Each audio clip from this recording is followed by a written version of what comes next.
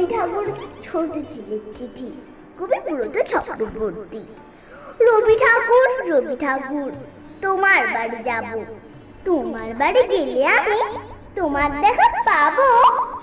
পাড়ার ফাংশনে আমি বীর পুরুষ বলি, বলতে বলতে দুর্গদম ঘোড়ার পিঠে চড়ি। ক্লাস 2, মায়ের কাছে বকুনি খাই রোজ। কেন?